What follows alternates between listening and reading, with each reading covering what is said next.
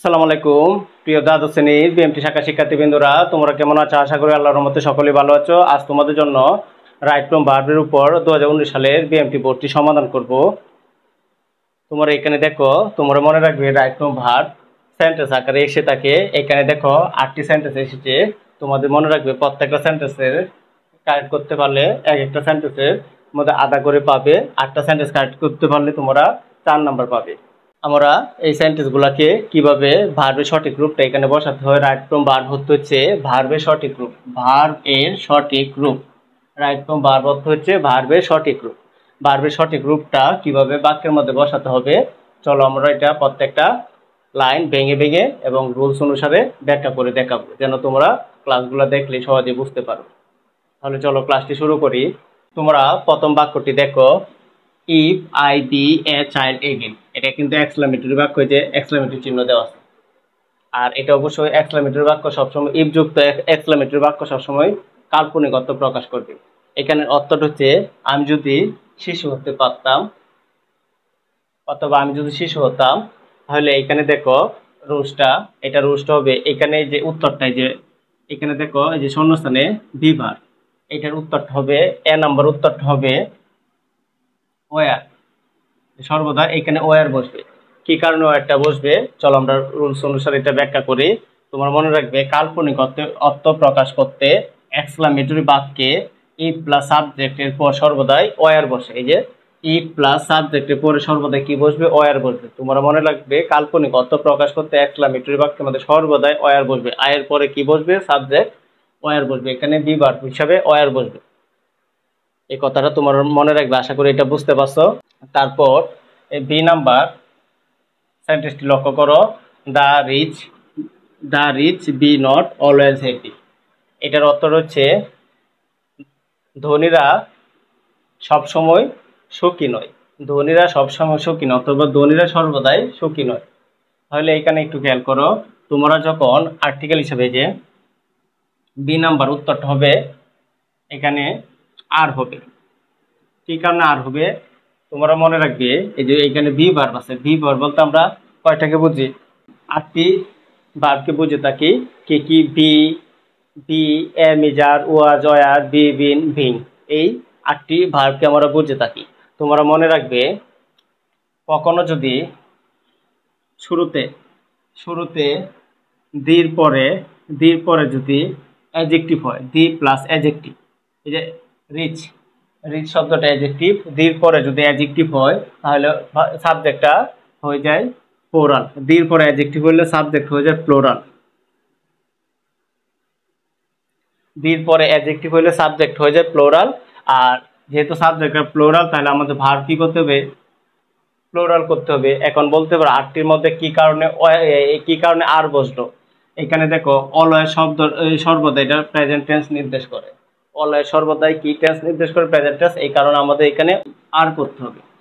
Always সর্বদাই present tense নির্দেশ করে, সেহেতু আমাদের এখানে আর করতে হবে। যদি ফার্স্ট টেন্স নির্দেশ করতো তাহলে আমরা ওয়ার করতাম। আর অথবা ওয়ার কি কারণে, কারণ সাবজেক্টটা প্লুরাল হলে আমাদের ভার্বটাও প্লুরাল হবে। আশা করি এটা বুঝতে পারছো।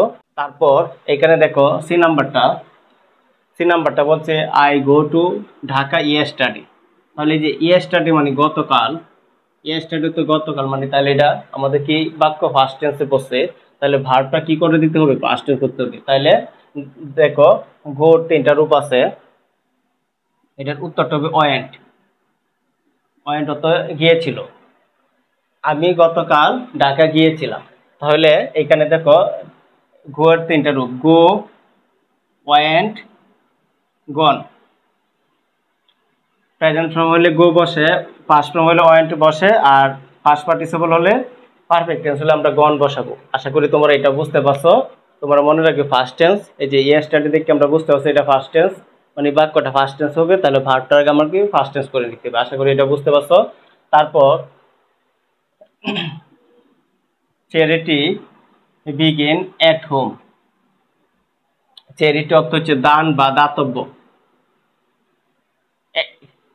বিগিন অর্থ শুরু করা বা আরম্ভ করা। এট হোম অর্থ বাড়িতে। এট হোম অর্থ হচ্ছে বাড়িতে। দান বা দাতব্য বাড়িতে শুরু হয়েছে। তাহলে এখানে লক্ষ্য করো, দান বা দাতব্য, এটা হচ্ছে গা একটা বস্তুকে বোঝানো হইতেছে। যেহেতু বস্তুকে বোঝানো হইতেছে তাহলে মনে রাখবা বস্তুর ক্ষেত্রে আমরা জানি এটা সিঙ্গুলার সাবজেক্ট। বস্তুর ক্ষেত্রে আমরা কি বুঝি? Singular subject. এই যেমন হি সি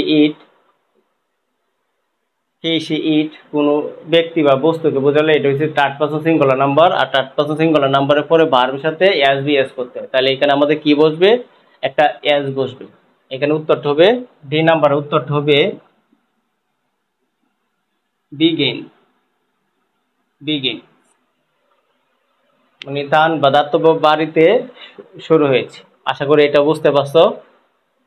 যেহেতু সাবজেক্টটা থার্ড পারসন, এখানে ভার্বের সাথে এস বি এস করতে হবে। সাবজেক্টটা থার্ড পারসন হলেই ভার্বের সাথে এস বি এস করতে হবে, কারণ বস্তু বুঝেছে। বস্তু বলতে আমরা ইটকে প্রকাশ করি।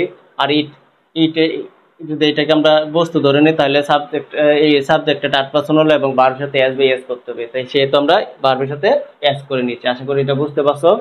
তারপরে এখানে দেখো Gulliver's Travels be a famous book, মানে গালিভার্স ট্রাভেলস একটি নাম করা বা বিখ্যাত বই। তাহলে তোমরা মনে রাখবে যে গালিভার্সের সাথে একটা অ্যাপোস্ট্রোফি এস আছে, এটা তাহলে এটার সিঙ্গুলার বোঝাবে। আর সিঙ্গুলার বোঝালে এখানে বি বার হিসাবে আমাদের ইজ বসবে। বি বার হিসাবে আমাদের কি বসবে? ইজ বসবে। তাহলে এখানে ই নাম্বার উত্তরটা হবে is. Gulliver's travels is a famous book, singular হিসাবে ইজ বসবে। যদি এখানে প্লুরাল থাকতো তাহলে আমরা আর বসাইতাম, কারণ গালিভার্স ট্রাভেলস একটা নাম করা বই।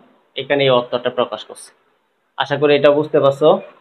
কোনো এই যে সাবজেক্ট আকারে অ্যাপোস্ট্রোফি এস যদি থাকে তাহলে এটা সিঙ্গুলার বোঝা। সিঙ্গুলার বোঝালে অবশ্যই আমাদের কি করতে হবে? ভার্বটা সিঙ্গুলারই করতে হবে।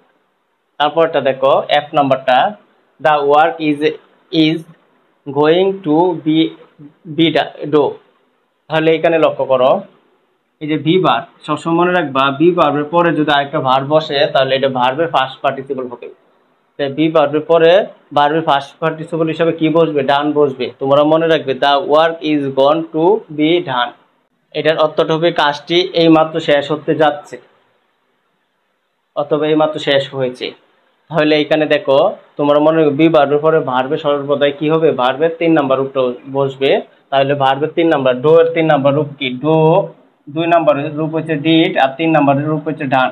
তাহলে আমাদের এখানে বসবে ডান। এফ নাম্বার হবে ডান, আমাদের উত্তরটা হবে ডান। আশা করি এটাও তোমরা বুঝতে পারছো।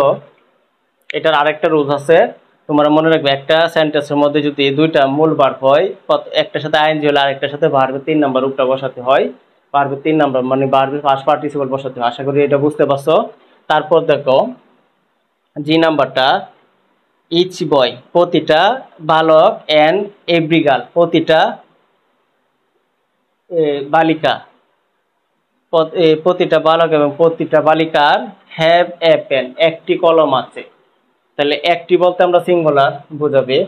আর তোমরা মনে রাখবে, সবসময় মনে রাখবে ইচ, এভরি এইগুলা থাকলে এটাকে সিঙ্গুলার অর্থ প্রকাশ করে। ইচ, এভরি থাকলে মনে রাখবে এটা সিঙ্গুলার অর্থ প্রকাশ করে। আর সিঙ্গুলার হলে ভার্বটা কি হবে? সিঙ্গুলার হবে হ্যাভ, কিন্তু সিঙ্গুলার না, হ্যাভ প্লুরাল। তাহলে আমাদের সিঙ্গুলার কোনটা? হ্যাজ। তাহলে উত্তরটা হবে হ্যাজ। তারপরে জি নাম্বার উত্তরটা হবে হ্যাজ। তোমরা তোমরা মনে রাখবে ইচ, এভরি শুরুতে থাকলে, সাবজেক্ট পজিশনে থাকলে, তাহলে তোমরা মনে রাখবে এই ভার্ব, এটা সিঙ্গুলার, এই সেন্টেন্সটাকে সিঙ্গুলার অর্থ প্রকাশ করে। তাহলে সাবজেক্টটা সিঙ্গুলার, ভার্বটা কি হতে হবে? সিঙ্গুলার হতে হবে। আশা করি এটা বুঝতে পারছো। তারপরে এইচ নাম্বারটা দেখো, উই লাইক টু গো দেয়ার। আমরা সেখানে যেতে পছন্দ করি। টু গো অর্থ যেতে। আর সবসময় মনে রাখবা টু এর পরে ভার্বের বেস ফর্ম বসে। এই রুলটা মনে রাখবা। টু এর পরে ভার্বের বেস ফর্ম বসে, এটাকে বলা ইনফিনিটিভ। টু এর পরে ভার্বের বেস ফর্ম বসবে, এখানে যা আছে তাই বসবে। এইচ নাম্বার উত্তরটা হবে গো। আর এখানে টু হচ্ছে প্রিপোজিশন, টু এর পরে ভার্বের বেস ফর্ম বসে। আর অন্য প্রিপোজিশন এর ক্ষেত্রে ভার্বের সাথে আইএনজি করতে হয়। টু ব্যতীত অন্য প্রিপোজিশনের ক্ষেত্রে ভার্বের সাথে আইএনজি করতে হবে। আর এছাড়া টু এর পরে যে ভার্বটা বসবে এটা সবসময় ভার্বের বেস ফর্ম বসবে। বেস ফর্ম মানে যে ভার্বটা থাকবে এটাই বসবে। এটাকে বলা হবে ইনফিনিটিভ। আশা করি তোমরা এই বাক্যটি বুঝতে পারছো। প্রিয় শিক্ষার্থীবৃন্দরা, আমার ক্লাসটি যদি তোমাদের ভালো লেগে থাকে তাহলে অবশ্যই আমার চ্যানেলটি সাবস্ক্রাইব করবে এবং লাইক শেয়ার কমেন্ট অবশ্যই করে নিবে। আসসালামু আলাইকুম।